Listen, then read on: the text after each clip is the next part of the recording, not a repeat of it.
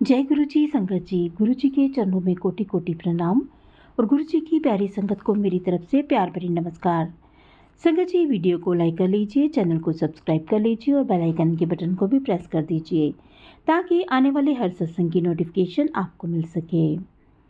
संगत जी, जब गुरु जी हमें अपने साथ जोड़ लेते हैं तो वो हमारी हर छोटी बड़ी मुश्किल को अपने हाथ में ले लेते हैं।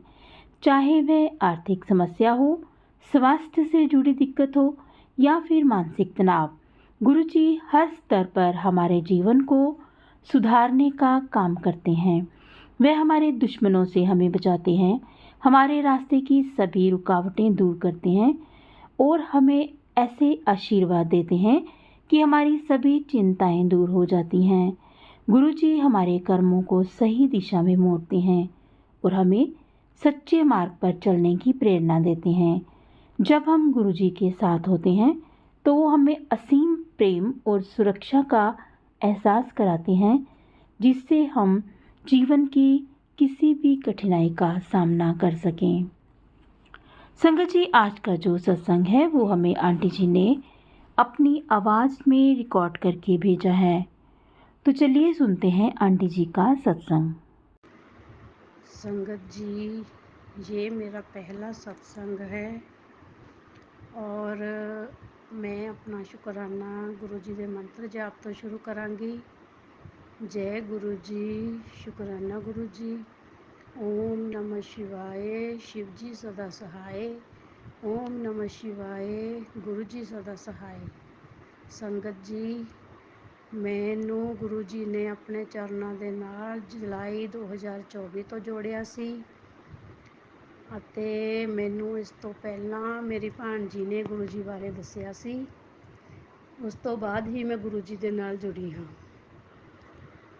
और जब से मुझे गुरु जी की महिमा का पता चला है, वो किस तरह चला वो मैं बताऊंगी। मेरी तबीयत आज से 14 साल पहले बहुत ख़राब थी। मैं चलती फिरती थी तो मेरी कमर बहुत दर्द करती थी। तो जैसे ही मुझे गुरु जी के बारे में पता चला, मैंने गुरु जी का भजन कीर्तन सुना। सुनते सुनते मुझे इतना रोना आया कि मैं गुरु जी से रोते रोते अरदास करी कि गुरु जी मेरे दुख दूर करो, मैं बहुत परेशान हो गई हूँ। और ऐसे ही थोड़ी देर बाद मुझे एहसास हुआ कि गुरु जी मेरी प्रार्थना सुन रहे हैं। उसके बाद दूसरे दिन जो मैंने अरदास प्रार्थना की वो मेरी मंजूर हो गई, क्योंकि मेरी जो कमर दर्द 14 साल पुरानी थी वो ठीक हो गई। मैं काम करती घर का जब भी तो मैं ज़्यादा देर चल फिर नहीं सकती थी और दूसरे ही दिन मुझे पता ही नहीं चला कि मेरा वो कमर दर्द कहाँ गया। इतनी जल्दी गुरु जी ने मेरी प्रार्थना सुनी, मैं तो हैरान रह गई। मेरे पास वो शब्द नहीं है कि मैं गुरु जी का शुक्राना करूं। किन शब्दों में करूं मुझे कुछ नहीं मालूम और क्या बोलूं। मेरे पास कोई शब्द नहीं। जितना शुक्राना करूं मैं उतना ही गुरु जी का कम है। संगत जी, ये मेरा पहला सत्संग है। मुझे नहीं मालूम क्या बोलना, कैसे बोलना। बस जो बुलवाया गुरु जी ने बुलवाया, इसके आगे अभी मैं कुछ और नहीं बोल पा रही हूँ कि क्या बोलूँ। बहुत जगह गुरु जी ने मेरा साथ वैसे दिया है, तो शुक्राना करने में मुझे बहुत देरी हो गई, इसलिए गुरु जी से माफ़ी चाहती हूँ। गुरु जी मुझे माफ़ कीजिए। और यहीं मैं अपना सत्संग समाप्त करती हूँ गुरु जी का मंत्र जाप से। ओम नमः शिवाय, शिव जी सदा सहाय। ओम नमः शिवाय, गुरु जी सदा सहाय। जय गुरु जी, शुकराना गुरु जी, अनंतम अनंतम शुकराना गुरु जी। संगत जी, ये मेरा दूसरा सत्संग है। दूसरे सत्संग में मुझे थोड़ी देरी हो गई, इसलिए क्षमा चाहती हूँ। इस सत्संग ਵਿੱਚ ਮੈਂ ਜੋ ਮੇਰੇ ਨਾਲ ਬੀਤੀ ਮੈਂ ਉਹ ਦੱਸਣਾ ਚਾਹੁੰਦੀ ਹਾਂ। ਮੈਂ ਮੰਗਲਵਾਰ ਨੂੰ ਮਾਤਾ ਰਾਣੀ ਦੀ ਚੌਂਕੀ 'ਤੇ ਜਾਂਦੀ ਹਾਂ ਅਤੇ ਜਾਂਦੇ ਸਮੇਂ ਮੈਨੂੰ ਗੁਰੂ ਮਹਾਰਾਜ ਜੀ ਦੇ ਤਿਤਲੀ ਸਰੂਪ ਵਿੱਚ ਦਰਸ਼ਨ ਹੋਏ ਸੁਬਾਹ 11 ਵਜੇ। ਔਰ ਸ਼ਾਮ ਨੂੰ ਆਰਤੀ ਦੇ ਟਾਈਮ ਜਾਂਦੇ ਸਮੇਂ ਮੈਨੂੰ ਗੁਰੂ ਜੀ ਦੇ ਤਿਤਲੀ ਰੂਪ 'ਚ ਦਰਸ਼ਨ ਤਾਂ ਹੋਏ, ਪਰ ਉਹ ਤਿਤਲੀ ਮੈਨੂੰ ਮਰੀ ਹੋਈ ਦਿਖਾਈ ਦਿੱਤੀ, ਜਿਹਦੇ ਕਰਕੇ ਮੇਰੇ ਮਨ ਵਿੱਚ ਡਾਊਟ ਥੋੜ੍ਹਾ ਹੋਇਆ ਕਿ ਇਸ ਤਰ੍ਹਾਂ ਗੁਰੂ ਜੀ ਨੇ ਇੱਕ ਦਿਨ ਵਿੱਚ ਹੀ ਮੈਨੂੰ 2 ਵਾਰੀ ਦਰਸ਼ਨ ਦਿੱਤੇ ਅਤੇ ਇੱਦਾਂ ਕਿਉਂ। ਇਹ ਗੱਲ ਮੈਨੂੰ ਦੂਸਰੇ ਦਿਨ ਸਮਝ ਆਈ। ਬੁੱਧਵਾਰ ਜਦੋਂ ਮੈਂ ਅਤੇ ਮੇਰੇ ਹਸਬੈਂਡ ਅਸੀਂ ਕਿਤੇ ਜਾ ਰਹੇ ਸੀ, ਜਾਂਦੇ ਸਮੇਂ ਸਾਡਾ ਐਕਸੀਡੈਂਟ ਹੋ ਗਿਆ। ਐਕਸੀਡੈਂਟ ਦੇ ਵਿੱਚ ਅਸੀਂ ਆਪਣੀ ਬਾਈਕ ਤੋਂ ਡਿੱਗੇ ਅਤੇ ਗੁਰੂ ਮਹਾਰਾਜ ਦੀ ਕਿਰਪਾ ਦੇ ਨਾਲ ਮੇਰੇ ਅਤੇ ਮੇਰੇ ਹਸਬੈਂਡ ਦੇ ਕੋਈ ਚੋਟ ਨਹੀਂ ਲੱਗੀ। ਅਸੀਂ ਠੀਕ ਠਾਕ ਜਿੱਥੇ ਗਏ ਸੀ ਉੱਥੇ ਪਹੁੰਚ ਗਏ। ਅਤੇ ਫਿਰ ਮੈਨੂੰ ਸਮਝ ਆਈ ਕਿ ਗੁਰੂ ਮਹਾਰਾਜ ਜੀ ਨੇ ਜੋ ਮੈਨੂੰ ਸ਼ਾਮ ਨੂੰ ਮਰੀ ਹੋਈ ਤਿਤਲੀ ਸਰੂਪ ਦੇ ਵਿੱਚ ਦਰਸ਼ਨ ਦਿੱਤੇ ਸੀ, ਉਹਨਾਂ ਨੇ ਸਾਡਾ ਇਹ ਵਾਲਾ ਸੰਕਟ ਕੱਟਿਆ।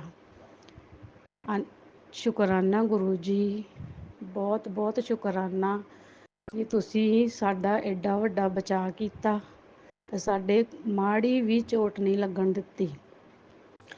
ਉਸ ਤੋਂ ਬਾਅਦ ਜਦੋਂ ਵੀ ਮੈਂ ਮੰਦਰ ਜਾਂਦੀ, ਸ਼ਾਮ ਨੂੰ ਤਾਂ ਰੋਜ਼ ਵੈਸੇ ਜਾਂਦੀ, ਜਦੋਂ ਵੀ ਸ਼ਾਮ ਨੂੰ ਜਾਵਾਂ ਚਾਹੇ ਮੰਗਲਵਾਰ ਜਾਵਾਂ, ਗੁਰੂ ਜੀ ਦੇ ਮੈਨੂੰ ਤਿਤਲੀ ਸਰੂਪ ਵਿੱਚ ਦਰਸ਼ਨ ਹੋ ਹੀ ਜਾਂਦੇ ਹਨ। ਅਤੇ ਉਸ ਤੋਂ ਬਾਅਦ ਫਿਰ ਅਸੀਂ ਪੂਰੀ ਫੈਮਿਲੀ ਕਿਤੇ ਜਾ ਰਹੇ ਸੀ। ਉਦੋਂ ਵੀ ਸਾਡੀ ਗੱਡੀ ਦੇ ਸਾਹਮਣੇ ਇੱਕ ਇੱਦਾਂ ਗੱਡੀ ਆ ਰਹੀ ਸੀ ਕਿ ਜਿੱਦਾਂ ਸਾਡੇ ਵਿੱਚ ਹੀ ਲੱਗ ਜਾਣੀ ਹੁੰਦੀ ਆ, ਅਤੇ ਮੈਂ ਗੁਰੂ ਮਹਾਰਾਜ ਜੀ ਨੂੰ ਉਸੇ ਵੇਲੇ ਪ੍ਰਾਰਥਨਾ ਕੀਤੀ, ਗੁਰੂ ਜੀ ਅਸੀਂ ਜਿੱਥੇ ਵੀ ਜਾ ਰਹੇ ਹਾਂ ਅਤੇ ਵਾਪਸ ਜਦੋਂ ਵੀ ਘਰ ਆਵਾਂਗੇ ਅਸੀਂ ਠੀਕ ਠਾਕ ਪਹੁੰਚ ਜਾਵਾਂਗੇ, ਇਸ ਲਈ ਮੈਨੂੰ ਤੁਸੀਂ ਕੋਈ ਆਪਣਾ ਇਸ਼ਾਰਾ ਦਿਓ, ਮੈਂ ਸਮਝ ਸਕਾਂ। ਅਤੇ ਗੁਰੂ ਮਹਾਰਾਜ ਜੀ ਨੇ 2 ਮਿੰਟ ਵਿੱਚ ਹੀ ਮੈਨੂੰ ਫਿਰ ਤਿਤਲੀ ਸਰੂਪ ਵਿੱਚ ਦਰਸ਼ਨ ਦਿੱਤੇ। ਜੋ ਤਿਤਲੀ ਸਾਡੀ ਗੱਡੀ ਦੇ ਬਰਾਬਰ ਜਿੱਧਰ ਅਸੀਂ ਜਾਂਦੇ ਸੀ ਉੱਧਰ ਹੀ ਜਾ ਰਹੀ ਸੀ। ਇਸ ਦਾ ਵੀ ਮੈਂ ਅਨੰਤਮ ਸ਼ੁਕਰਾਨਾ ਕਰਦੀ ਗੁਰੂ ਜੀ ਦਾ। ਉਹਨਾਂ ਨੇ ਜਦੋਂ ਵੀ ਮੈਂ ਉਹਨਾਂ ਨੂੰ ਪੁਕਾਰਿਆ, ਉਹਨਾਂ ਨੇ ਮੇਰਾ ਉਦੋਂ ਹੀ ਸਾਥ ਦਿੱਤਾ। ਉਸ ਤੋਂ ਬਾਅਦ ਹਰ ਰੋਜ਼ ਮੈਨੂੰ ਗੁਰੂ ਜੀ ਦੇ ਤਿਤਲੀ ਸਰੂਪ ਵਿੱਚ ਦਰਸ਼ਨ ਹੁੰਦੇ, ਅਤੇ ਜਦੋਂ ਵੀ ਮੈਂ ਆਪਣੇ ਘਰ ਦੇ ਵਿੱਚ ਗੁਰੂ ਮਹਾਰਾਜ ਜੀ ਦਾ ਮੰਤਰ ਜਾਪ ਲਗਾਉਂਦੀ ਹਾਂ ਅਤੇ ਗੁਰੂ ਜੀ ਦੇ ਮੈਨੂੰ ਘਰ ਵਿੱਚ ਹੀ ਪੀਲੇ ਚੋਲੇ ਦੇ ਵਿੱਚ ਦਰਸ਼ਨ ਮੈਨੂੰ ਹੋ ਹੀ ਜਾਂਦੇ ਹਨ। ਪਹਿਲਾਂ ਕਦੀ ਮੈਂ ਆਪਣੇ ਘਰ ਦੇ ਵਿੱਚ ਤਿਤਲੀ ਨਹੀਂ ਦੇਖੀ। ਜਦੋਂ ਦੇ ਮੈਂ ਗੁਰੂ ਮਹਾਰਾਜ ਜੀ ਦੇ ਨਾਲ ਜੁੜੀ ਹਾਂ, ਮੈਨੂੰ ਤਿਤਲੀ ਸਰੂਪ ਵਿੱਚ ਘਰ ਵਿੱਚ ਹੀ ਦਰਸ਼ਨ ਹੋ ਜਾਂਦੇ ਹਨ। ਇੱਕ ਵਾਰ ਤਾਂ ਇੰਨੀ ਵੱਡੀ ਮੈਨੂੰ ਤਿਤਲੀ ਦਿਸੀ, ਮੈਂ ਕਦੀ ਨਹੀਂ ਦੇਖੀ ਜ਼ਿੰਦਗੀ ਵਿੱਚ, ਪਹਿਲੀ ਵਾਰ ਦੇਖੀ ਅਤੇ ਮੇਰਾ ਮਨ ਬਹੁਤ ਖੁਸ਼ ਹੋਇਆ ਅਤੇ ਗੁਰੂ ਜੀ ਤੁਸੀਂ ਮੈਨੂੰ ਦਰਸ਼ਨ ਦਿੱਤੇ।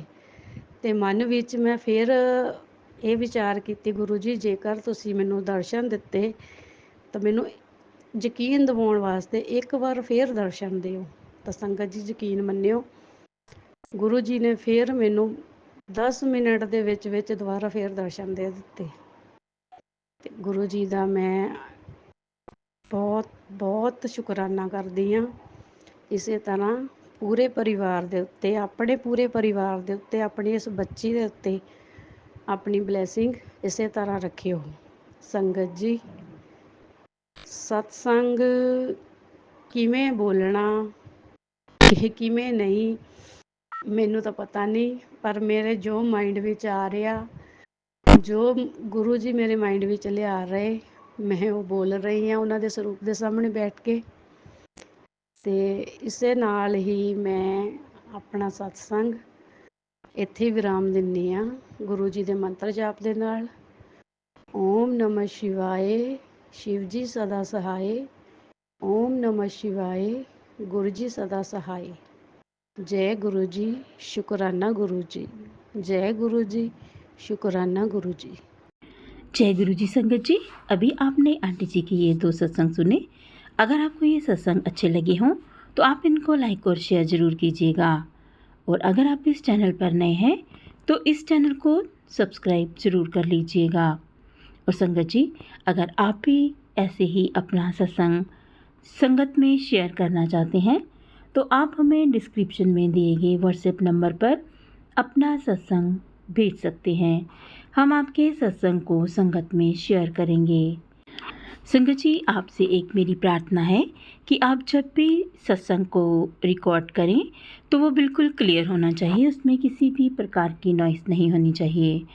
और संगत जी, अगर आप अपना सत्संग लिख कर भेजते हैं तो वो भी सुंदर लिखावट में होना चाहिए ताकि हमें पढ़ने में कोई दिक्कत ना हो और हम आपके मन के जज्बातों को, हम आपके मन की बातों को, हम जो भी आप गुरुजी से करना चाहते हैं, यूँ आप जहाँ आप संगत में अपना सत्संग शेयर करना चाहते हैं, हम उसको बिल्कुल सही तरीके से पेश कर सकें, हमें आपका सत्संग पढ़ने में कोई मुश्किल ना हो। तो संगत जी, आज के लिए बस इतना ही। कल फिर मिलेंगे किसी नए सत्संग के साथ। तब तक आप हमें इजाज़त दीजिए। गुरु जी के चरणों में कोटि कोटि प्रणाम। और संगत जी, आप अपना और अपने प्रियजनों का ख्याल रखिएगा।